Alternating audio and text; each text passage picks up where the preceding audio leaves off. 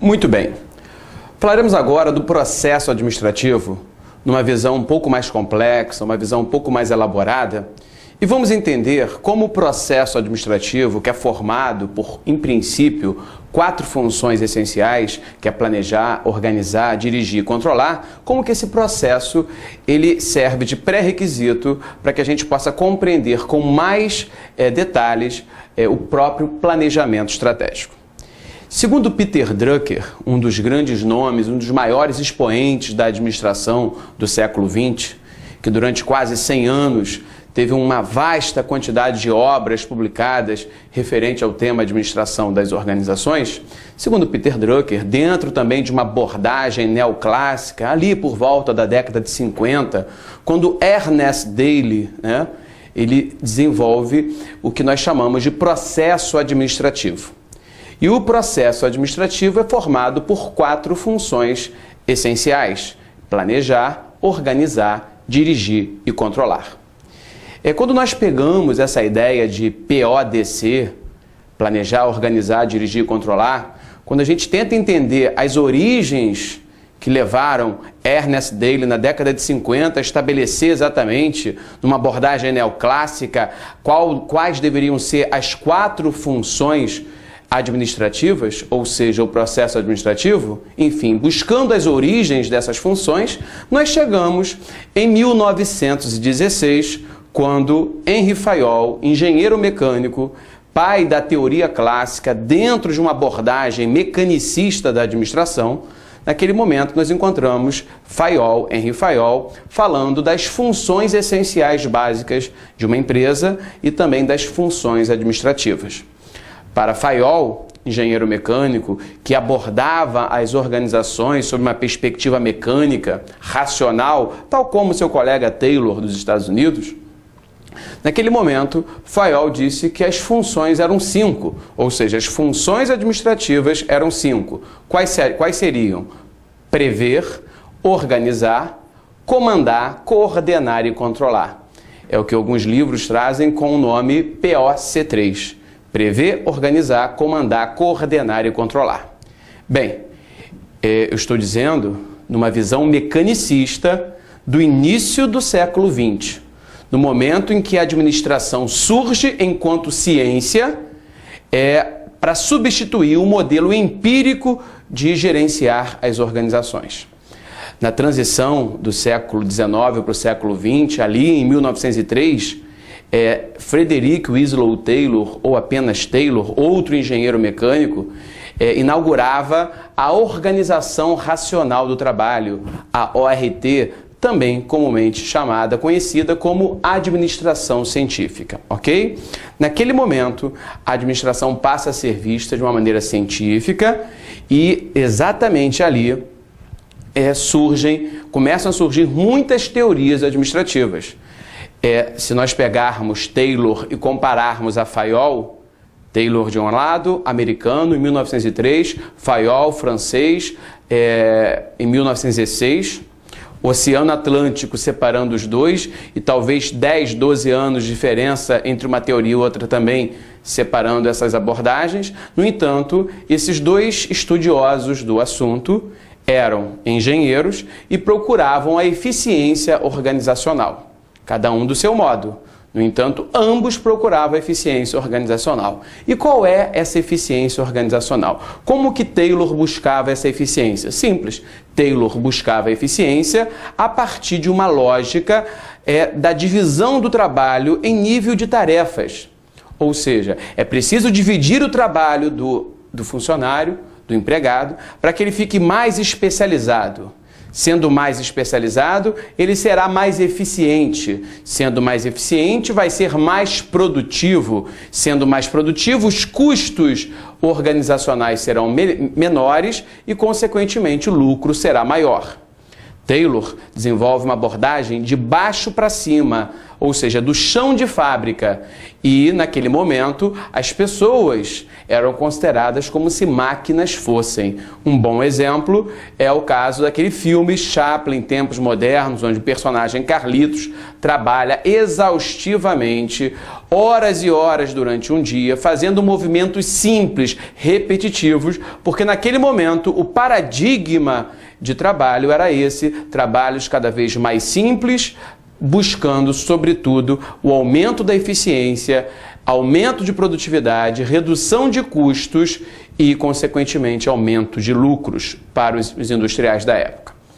13 anos após, surge então na França Henri Fayol, outro engenheiro mecânico, com uma visão não como a de Taylor. A visão de Taylor era de chão de fábrica, a visão do Fayol era uma visão estrutural. Naquele momento, Henri Fayol, então, estabelece o quê? As abordagens sob uma perspectiva orgânica, fisiologista, do ponto de vista estrutural, ou seja, quais deveriam ser as funções essenciais de uma empresa. Então, segundo Fayol, as empresas deveriam ter uma função ou funções administrativas que pairavam sobre as demais. Então, além das funções administrativas, nós deveríamos ter o quê? As funções técnicas, as funções comerciais, as funções contábeis, as funções financeiras e, por fim, funções de segurança. E, acima dessas 5 funções, pairavam o quê? As funções administrativas. E quais eram essas funções administrativas? Prever, organizar, comandar, coordenar e controlar. Ok? Então, preste atenção. O que nós vamos ver agora, essa questão mais detalhada do próprio processo administrativo, nada mais é do que uma resultante, uma consequência de abordagens antigas, tais como de Taylor e de Fayol, sobretudo a abordagem de Fayol, que na década de 1910, que em 1916 estabelece prever, organizar, comandar, coordenar e controlar. Mas observem que neste esquema aqui, eu não estou falando de prever, organizar, comandar, coordenar e controlar, mas sim 4 letrinhas, P-O-D-C, onde o P é de planejamento, o O é de organização, o D é de direção e o C é de controle. Fazendo uma comparação ainda que superficial, aqui eu tenho Fayol. Aqui eu tenho Ernest Daly dentro de uma visão, ou melhor, vou botar os dedos da mão, ok? Aqui eu tenho Fayol. Aqui eu tenho uma visão de Ernest Daly na década de 50, traduzida por Peter Drucker, um dos grandes expoentes da administração. Vamos lá. Fayol dizia o seguinte: prever, organizar, comandar, coordenar e controlar. 5. Ernest Daly, diferente. Planejar, organizar, dirigir e controlar. Está aqui, ó, P-O-D-C. Vamos fazer uma comparação? Primeiro, o prever do passado é hoje o quê? Planejar. Mudou apenas de nome. Prever de Fayol é o planejar de Ernest Daly, traduzido por Peter Drucker. Combinado? Bem, lá atrás, em Fayol, organizar. Ok, o organizar do passado é o mesmo organizar de hoje. Só que lá atrás, Fayol falava em comandar. E se você olhar, planejar, organizar, dirigir, controlar, não aparece a palavra comando. Espera aí. Lá atrás eu tinha comando. Eu comando máquina? Não. Eu comando dinheiro? Não. Eu comando o quê? Ou quem? Eu comando pessoas. Então, o que nós chamávamos, nós não, eles chamavam de comando no passado, hoje, numa visão contemporânea, chamamos de direção. Dirigir pessoas. Eu comando pessoas, logo eu dirijo pessoas. Comando, é claro, numa visão retrógrada do passado. Claro, se é retrógrada só pode ser uma visão do passado. Ok? Então, ratificando, prever do passado virou hoje planejar, organizar do passado não virou nada, continua organizar. O comando do passado hoje é direção e a coordenação do passado está dentro de direção, porque se eu dirijo pessoas, uma das formas de dirigir pessoas é através da coordenação.